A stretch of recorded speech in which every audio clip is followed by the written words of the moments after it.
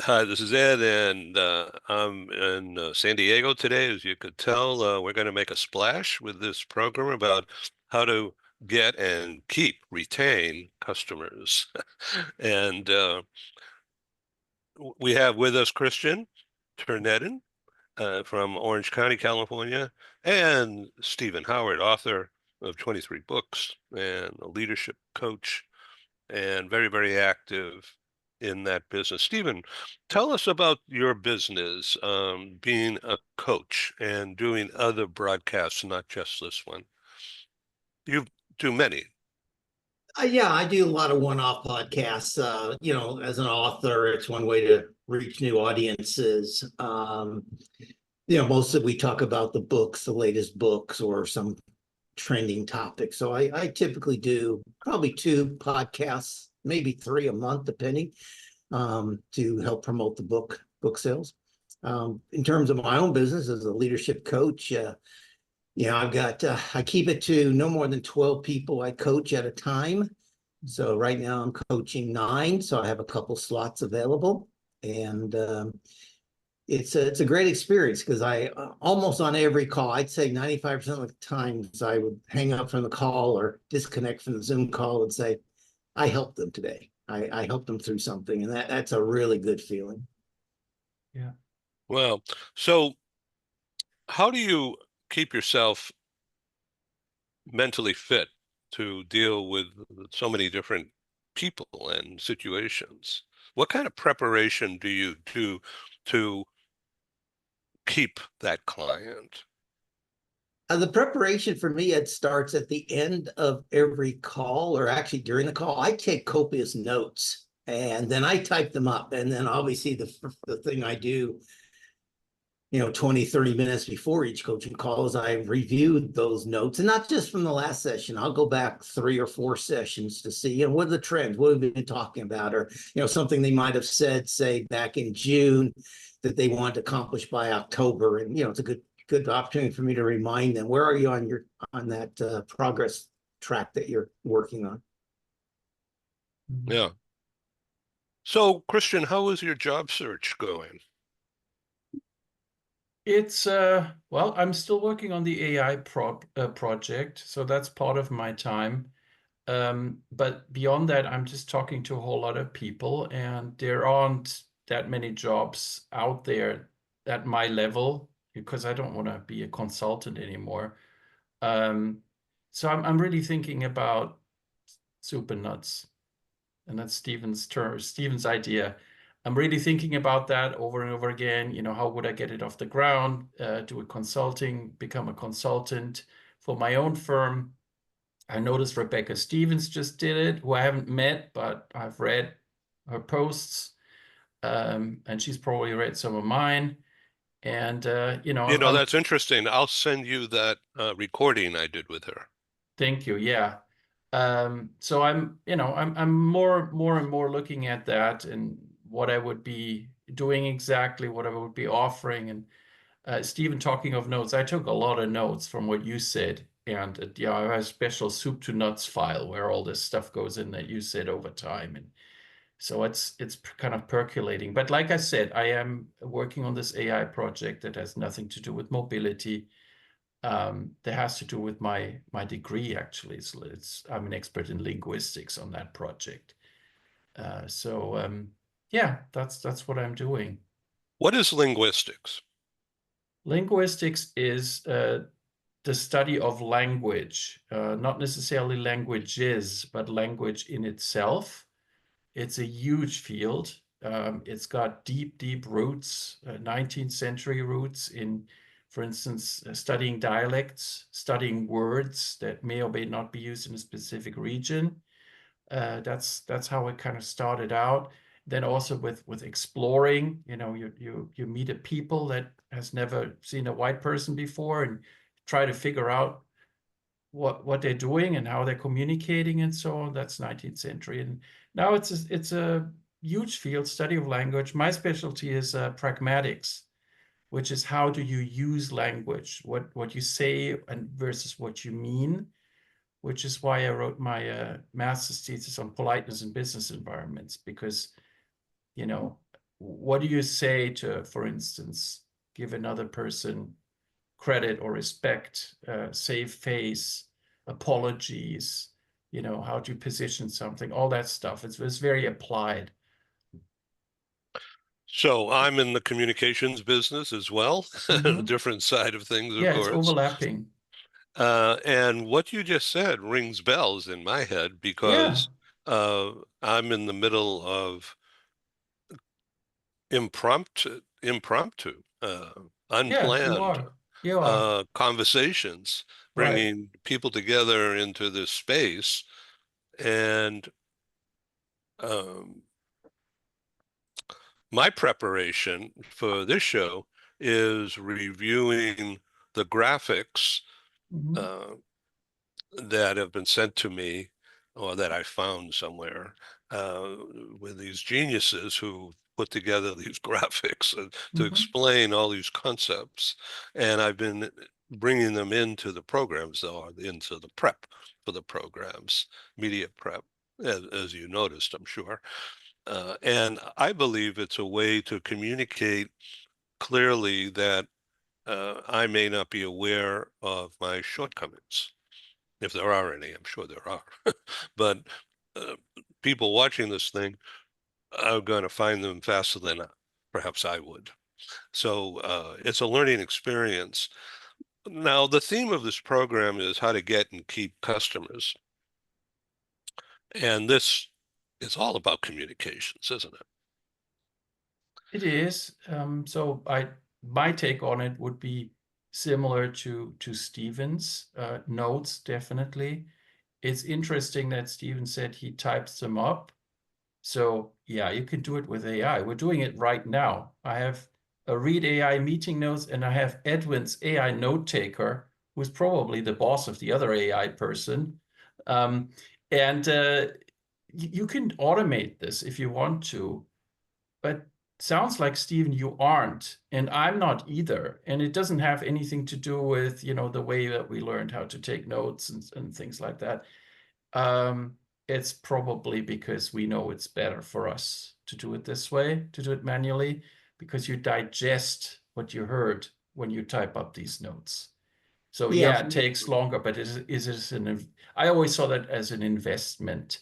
I also can't type when I take notes. My daughters, of course, they can. I can't.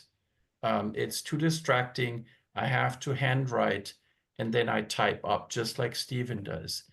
And if you then answer the question about customers, yes, same thing. You want to be aware of what your customer told you.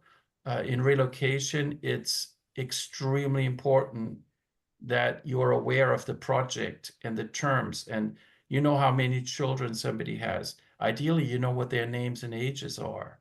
You know that there's a pet, and you know what kind of pet and what breed of pet, and you know that you have to ask the temporary housing company whether you can bring that pet into the apartment. Because if it's a pit bull, you can't. If it's a German Shepherd, you can't. And your transferee doesn't know that, but you need to think all that through for your transferee, or else there's going to be a big problem when the family arrives, from a 12-hour car ride across the United States, third leg, fourth leg, and Fluffy can't go into the apartment. That's going to be a big problem. Why? Because you haven't thought it through, and you haven't communicated with the temporary housing company and transferring, and you haven't figured out solutions for that. So that's what customer service and relocation is. For me, that's one of the main things. It's thinking through all the details. It's like any other project. You think through all the details, and you make sure that you communicate it, to your point, what needs to be communicated, or else stuff goes wrong. Okay, so if stuff goes wrong in a relocation counseling, for instance, not getting this information Yeah. up front, you blow it. Yeah, you might very well blow it. It might be fired. Uh, Depends. I really haven't fired anyone ever. Talent is too rare. It takes a year or so to train someone. So you're kind of on the Ken Lloyd side of things rather than on the Gary Sanger side of things, as I typically say. Or Stephen, you're on the Ken Lloyd side too, I think. So you'd rather coach than just fire people because you can't easily replace them. But well, first of all, you have to do triage, right? You always have to immediately solve the problem. How do you solve the problem? Well, you can, tell them, this is very unfortunate. Here's a list of kennels, or this is what we is there anyone where you could leave your dog? There's a variety of solutions that you thought through because, you probably had to. But then once that's done and once you've calmed everybody down, you have to think of a longer term solution. And very often that means, okay, they have to go into a rental, with a private landlord that says, all right, you can bring Fluffy in. It's a huge pet deposit, but here you go. So it's problem solving. A lot of the relocation operations, a lot of my work in the last 20 years has been problem solving, either So what doing would it be the myself or deposit? teaching people. Yeah. Question about the deposit. How much would that be?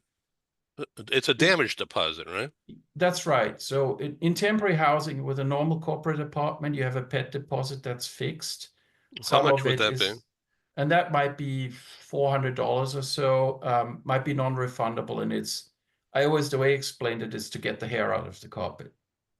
It's extra cleaning. There you go. And I'm sure with your properties, you've got similar, thoughts. We don't and processes. allow pets. There you go. You ruled it out. Set Ruled it out. Yeah. So in corporate apartments, they often have to. Now, if it's the situation like I described, then it would be up to the landlord. But the landlord might say, you know what, I want a month's rent as a deposit anyway, and I want a second month's deposit, and then we'll be very careful about the damages. Non-refundable. Huh?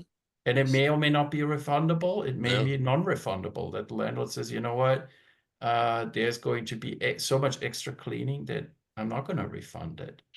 So in the home in Palm Desert, we have very high-end furnishings. Oh, It's a okay. villa rather than just a normal apartment, but and including a white huge couch. And Okay. and so we don't want anything to happen in that. And so far in 3 years, there's been no damage at all that we have noticed. And Great. yeah, so that's risk management to me. Yeah. Because First half, there's risk. My yeah, couch will be dark brown or something, to yeah, make sure. But yeah, good for you, yeah. Well, in our units in Phoenix, um, it's dark furniture, but we still don't allow pets. Yeah. So, yeah. Anyway, so this is all about customer service then, isn't it? How to Yes. keep customers as customer Yes. service. Yes. Simple. And the customers, one thing that's kind of different from, say, we often compared to Nordstrom, high-end customer service.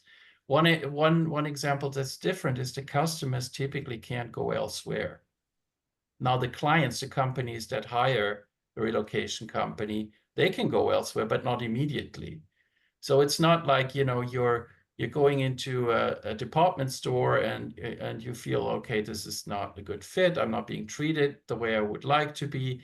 You're in a mall, I'm going to check out next door. You can't do that if you're in the middle of a relocation. You're dependent on it working out well. And like I said earlier, you can't just fire people either because it takes a year to train them, find new ones and then train them.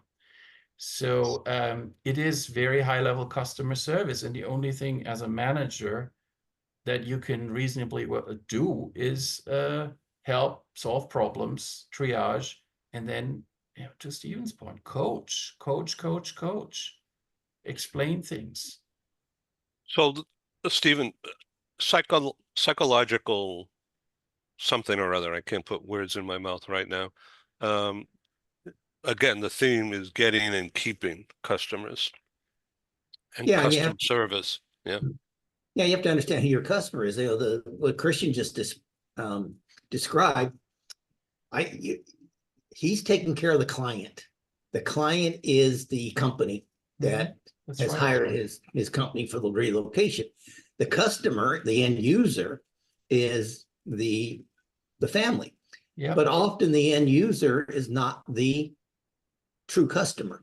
that's right. And what people have to understand in that situation, by giving that end user great service, he's taking away not only their pain points, but what is the number one pain point of his client, the Yes. company that hired him, is they don't want any complaints. They just want to get, they That's don't right. want to have some expat that they're spending thousands of dollars on moving cross country or cross borders to complain about that service. And so he's removing the pain point for his client, which is the organization and the individual in the organization, as well as providing that end user experience. So, and that's something people don't understand. A lot of people, as you know, Ed, my background is marketing.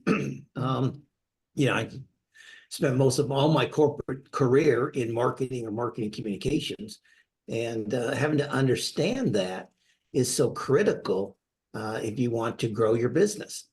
And there's only 3 ways to grow a business, and I don't care what business you're in. You either get repeat business from a current customer, you get a current customer to buy more often or in greater volume, or you get new customers. Well, most of those new customers often come from referrals. But Right. think about it. 2 of the 3 ways to grow your business is to focus on your current customer base. And again, that's something that people often overlook in the pursuit of that silver object of those new customers. Well, it's brilliant. That's Thank you right. for that simplicity and deepness combined not- into one splash here. Splash. Yeah, sometimes I ask people, is there any business in the world that does not get repeat business? And often people respond, funeral parlors or I was just gonna say undertakers, morticians. But again, it goes They back get to referrals. but referrals or repeat business from the family. The family is the customer. The poor person who's passed away is the, ironically, the end user because they. Oh, But that person who's passed away is not the customer, and so even the mortuary will get repeat business either from families or from referrals. unless they prearranged everything and had to be sold as to what was going to happen at their funeral. And then all of a sudden you have a similar situation to relocation where you have 2 different sets of customers and what they want doesn't necessarily exactly align. And you're in the middle and you have to figure out how you make it align. And that's where the skill comes in, right? That's where you negotiate and persuade and communicate really well and set expectations. And I'm sure that in the funeral business, that happens all the time. The family wants one thing, but the deceased had a very specific, maybe the deceased was overly detail oriented and had a very specific set of requirements and wishes. And the family doesn't necessarily agree with all of them. Then what do you do? And different people in the family have different views. So Exactly. It's not a unified disagreement either. Exactly.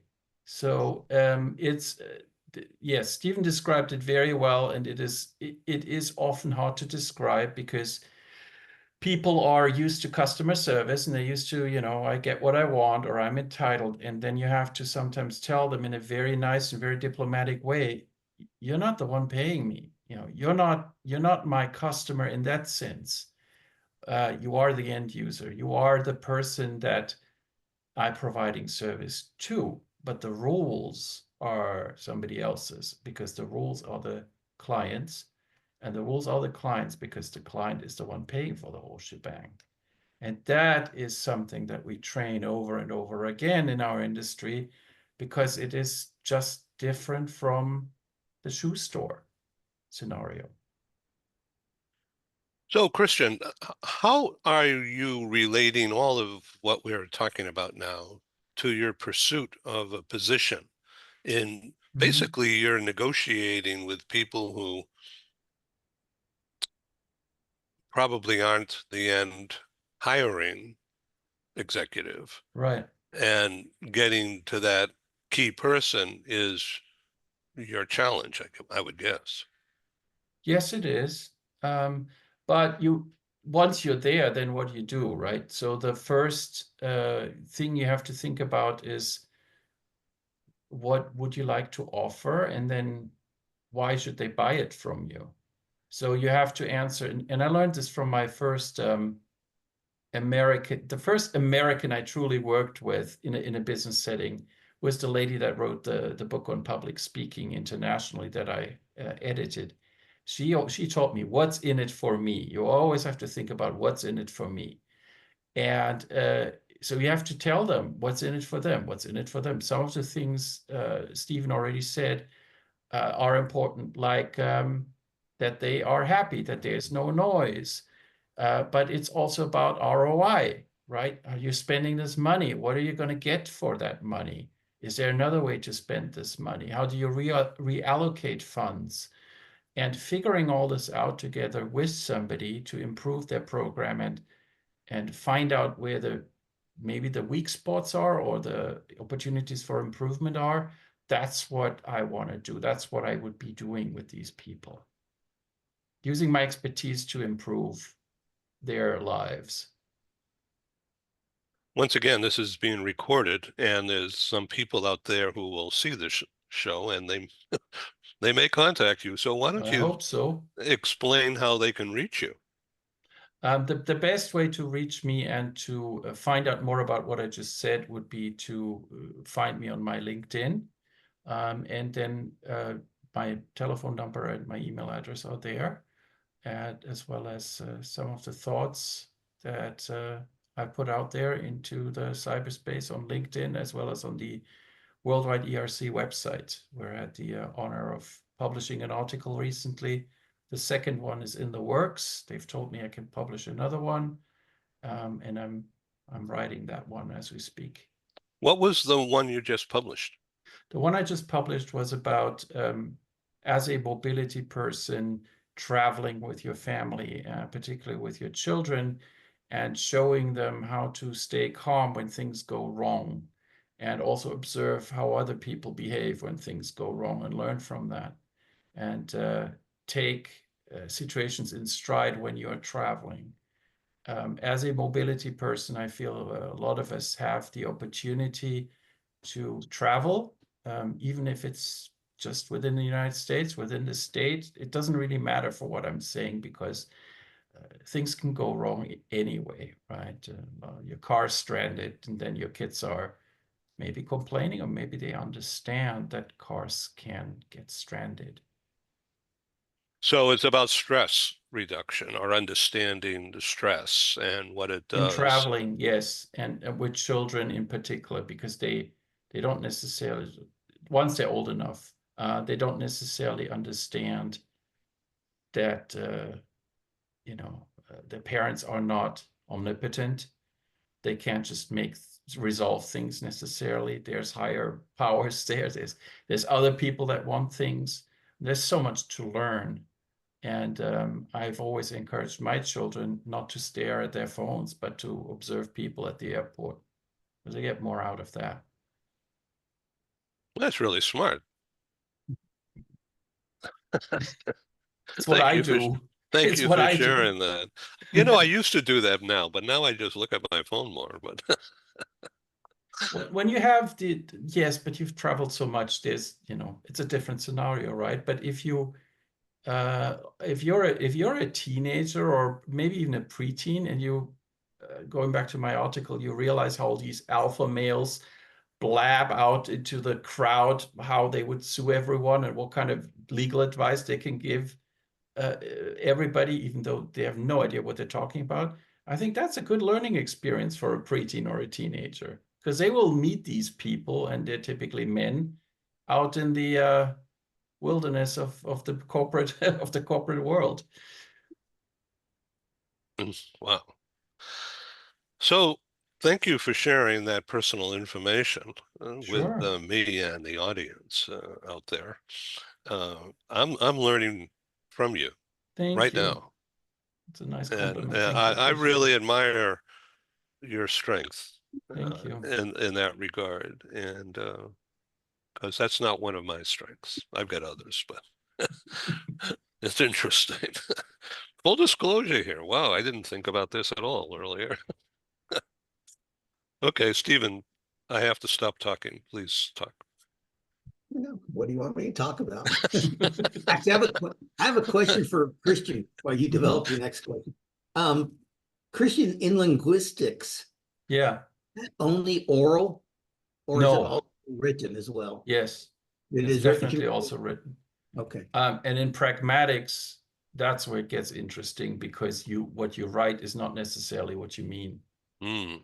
And there's, I mean, I could talk about this a lot, and of course, it's there's all kinds of fields. But think of our friend Joseph McGuire and the facial expressions. All of this, Stephen, none of this is written, right?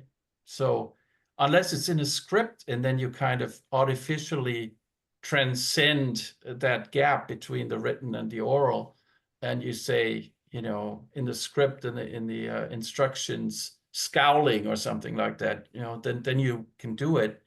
But beyond that, there's always going to be a gap between the written and the spoken. And the question is, what does that gap do? And it may be sarcasm is a good example. What you write is exactly different from what you mean. Irony, all these rhetorical tricks and tactics that you can use fall into that field. Cool. Thanks. So, Welcome. Christian, may I ask a personal question? Is your wife working? Yes, otherwise I wouldn't be on this show. I would be out in the streets.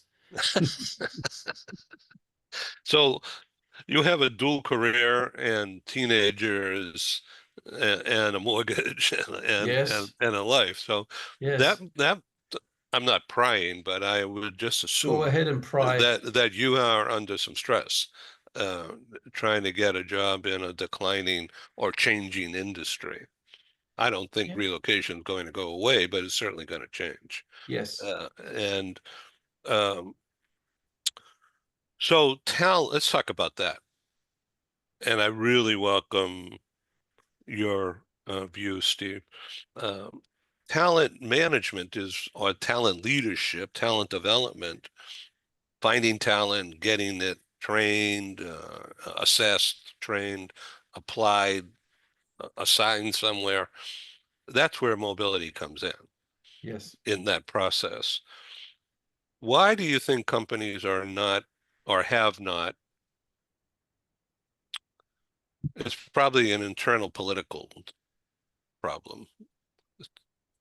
That's what I'm thinking right this second, of why the mobility manager has been just put put in their place, if you will, and only the smartest company leaders have made the mobility manager more of a stakeholder, equal in the Right. whole process of talent deployment and development and retention, the role Right. of the mobility assignment. Now with Zoom, we can work in Europe like we do. Sure. We're calling on, say, Heather, who's in Mhm. London, uh, and we're basically making a business meeting happen in London Mhm. using Zoom. We don't have to travel. Yes. And that's the reality that's facing the relocation industry right now. But you can't experience life and get the value of the personal touch without physically relocating or business travel, even if it's a commuter role. Right. I'm stumbling over words here, but you know what I'm No, talking you about. said all the right things. Yeah. So that's exactly it. So you can, and particularly in Europe, that's what they do because the distances are obviously much shorter. And if Yeah. you're within the EU, it's a lot easier compliance-wise than to, say, move from Europe to the United States. So that's what they often do. But even if you go beyond all that, if you're a company that's afraid of the current political and economic environment, and you're not necessarily thinking about growing, but you're thinking about keeping what you have and being cautious, being somewhat risk averse, being careful, by default, you're highly likely not to have to move that many people, right? If you're not opening up new branches because of the reasons I just outlined, nobody's going to go to these new branches that don't exist. If you're in growth mode and you expand, that was a very typical scenario that we dealt with. Companies opening up a new branch, maybe in another country, they're sending the first, 3-4 people out there. It's like this Wild West scenario or explorer scenario. They put a stake in the ground and they build everything up. And then later on, a year later or so, they're sending more people over. They're sending more people over. Then they start hiring locally, and the whole branch or plant grows from there. If that doesn't happen, there's no business for the relocation company. And that's another problem that we're faced with in our industry. So the relocation industry has historically been built upon household goods shipment, people bring in their stuff or putting it in storage if they have sold a property. Right. So that's Uh, half of it is household. I would say half of it is household goods traditionally, and the other half is real estate, what you just said. People need to, before they can move their stuff, they need to figure out what to do with their old home. And if they're homeowners, they need to sell it. If they're homeowners, more likely than not, they're also going to purchase in a new destination location that they don't know. So you have to help them on this. And this is historically how the industry came about. It came out of real estate and it came out of household goods. And then the two kind of merged together. The company I used to work for did exactly that. It was originally owned by a moving company and by another moving company, and they worked together with real estate companies to complement what they didn't already have. The company I worked before that was really a real estate company, and they didn't have a moving company behind them. So you get a mix of all of these, but it always goes back to these two. so there's a lot of industries that are being impacted. That's But correct. so the ROI of a relocation, that is the headline. Whose ROI? ROI for the company sending the talent. But they already have a talent, so how else can they deploy that talent efficiently and effectively to help a company do something? And so I'm thinking about my own experience. I'm thinking about Zoom or its cousins, Teams or Google Meet or whatever is WebEx.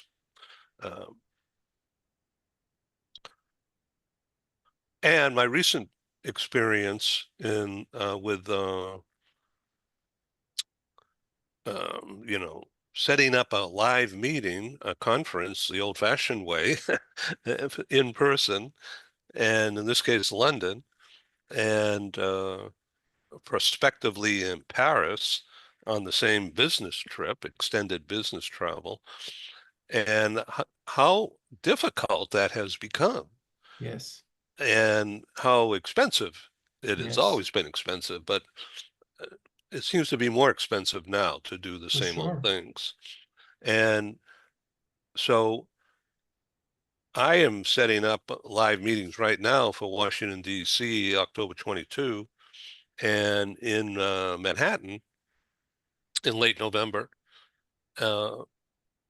And each will have a video or Zoom component, but will not be totally broadcast. And my plan is to do California-based meetings as well. but this is so easy to do this and to find talent, in other words, performers like you guys, to be on this Steve, we're program. performers. Well, your talent, as a producer, So and you're also my customers. Okay. So what I'm trying to do is to get you to get an ROI from being on the program, of course. Yes. But when I think about this lady, Rebecca Stevens, who Mhm. recently came out of a really good corporate position for many years in a leader role, and now she's got her own shop. I don't know anything about her venture capital situation or what, but she certainly has the expertise. Mhm. But and the knowledge. I don't know about the applications at that level. I don't understand how that person can grow an enterprise. Certainly share the expertise and get a fee for it. That's the key at this level. And that's what I assume you're looking at too when you're Yes. thinking about launching, an enterprise. Yes. You have to. I'm not butting in, or I'm not trying to get information at all. You just have to align yourself with someone who needs what you can offer on a repetitive basis, Yes. and then build from there. Right, like Stephen defined it earlier on. Yeah, Exactly. right, Mhm. Well, right. the keys to success today, and maybe Christian would have this in the back of his head, is the Hollywood style of Yeah, business. it's just contract work. Yeah, but Yeah. you bring in the people, you usually repeat the same people. I did the same thing in Asia when I used to run an annual meeting for MasterCard that would get up to 1,300 participants in a 4-day meeting. And I would bring in the same people for the staging, same people for to coordinate the transportation. Now, this was held in different cities, but I would hire one lady who understood local transportation, and she would go and negotiate the contracts every year and in the different cities, and be responsible for the transportation from the airport to the hotel and to the offsite dinners and all that kind of stuff. So you bring people together. Interesting, what I'm hearing you talking about here about the mobility industry, it's an industry that is under tremendous cost pressure, Yes. having to probably reduce headcounts, if not keep them Yes. stable. And yet people are relocating to more markets than ever before.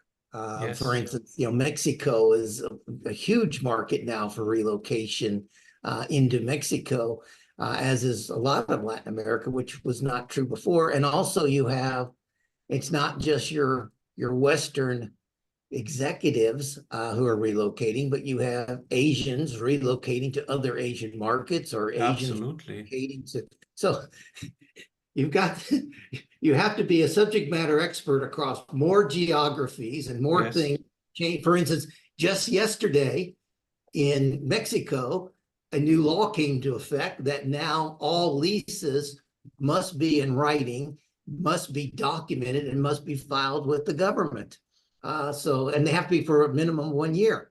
So I don't know how that's going to impact the VRB business, but certainly if you're going to rent an apartment for a client, or a client's going to rent an apartment, they have more legal protection in Mexico than they've ever had before. So things are constantly changing. It's a very dynamic, and that's why you need to bring in maybe experts like Christian, and that's why your soup to nuts would work. It's not Christian necessarily needs to hire 50 people, but he needs to have 50 people he can rely on around the world. He has to have the Guatemala expert. He has to have the Poland expert. He has to have the India expert that he can reach out to and bring in on that partnership basis on a project.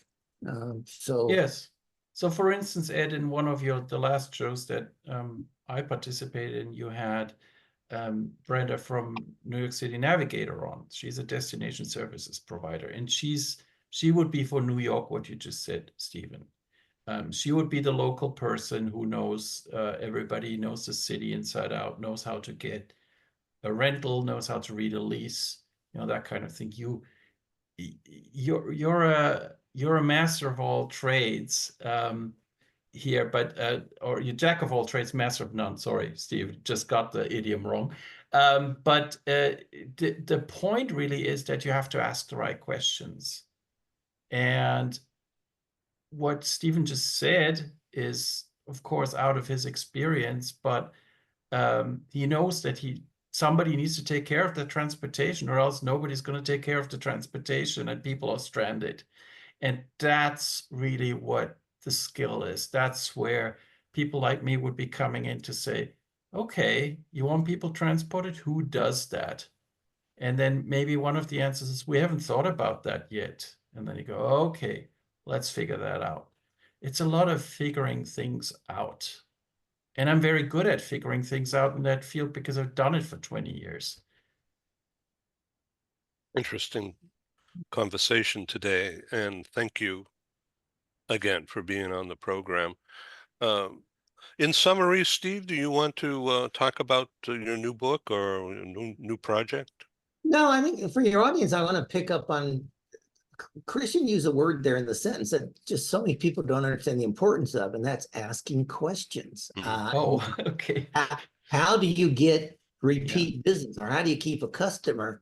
One of the things I train salespeople in now is when you go into a customer conversation, you should have 3 goals prior to that conversation. Actually, 5 goals, but three things in mind. At the end of the conversation, what do you want that customer to think, do, and feel? Mm-hmm. And that could be feel about you as the individual, as a salesperson, as you build that relationship.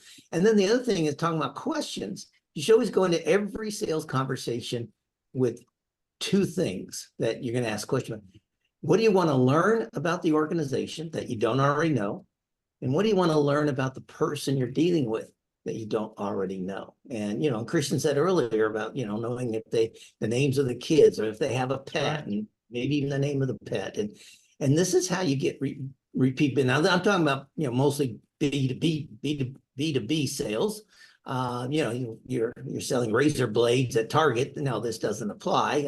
Although the salesperson is calling on Target to stock your razor blades, it does apply because that's a B2B sale.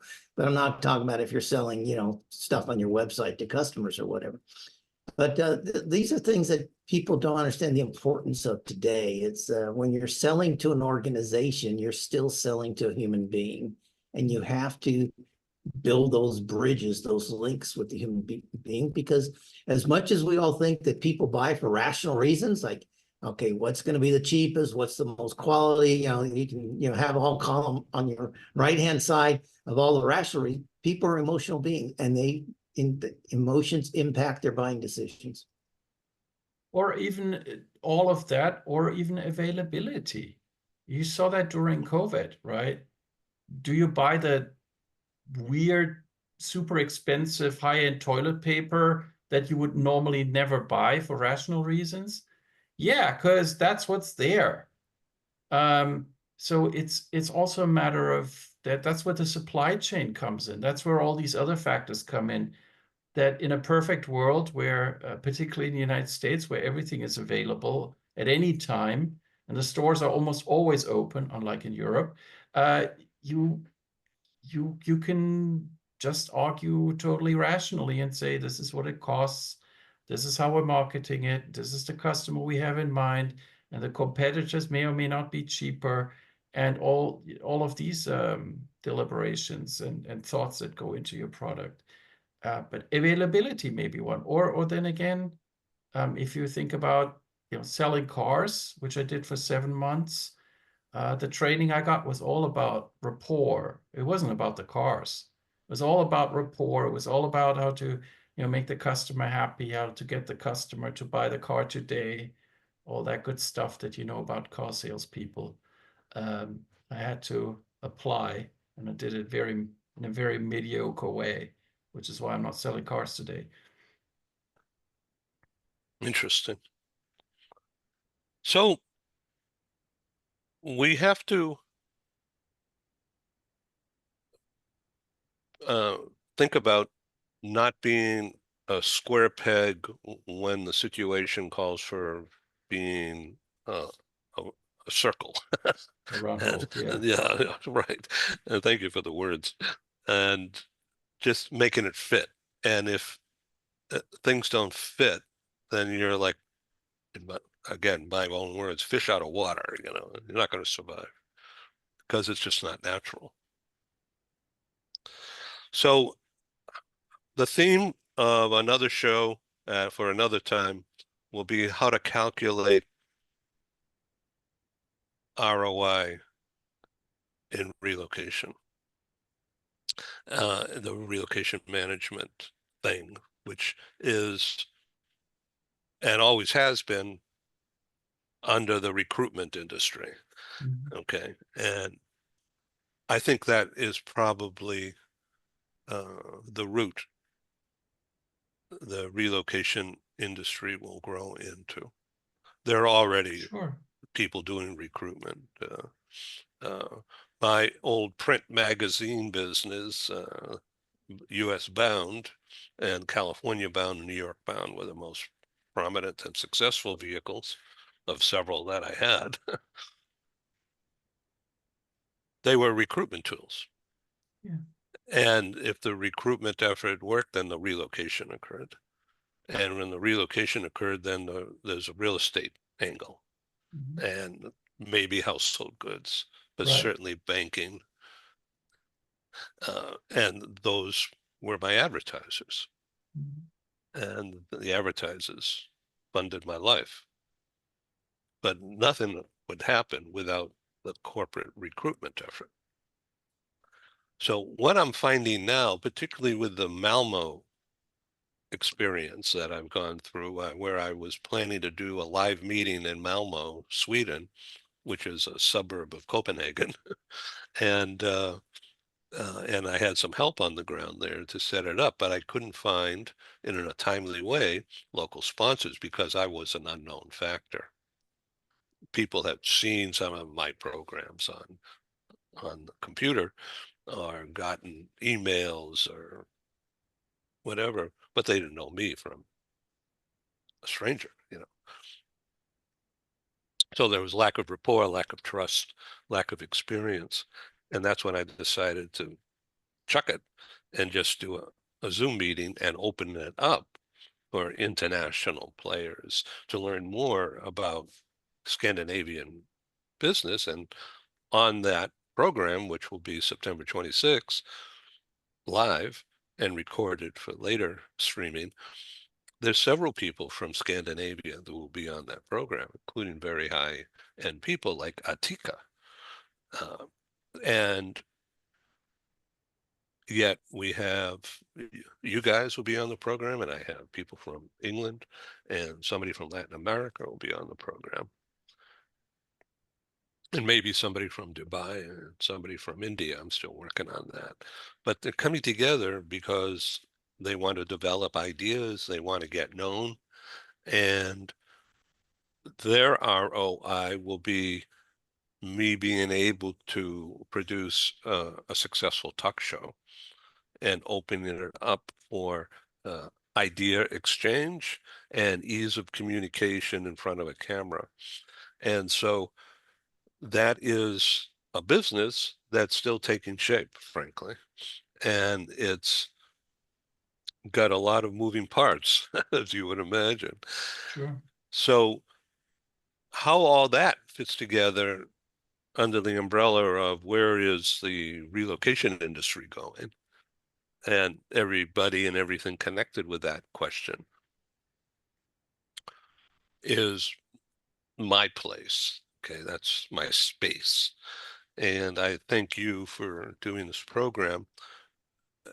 Unscripted for sure, as you could tell out there, but we have good people with good brains who are willing to talk and be open and exchange ideas.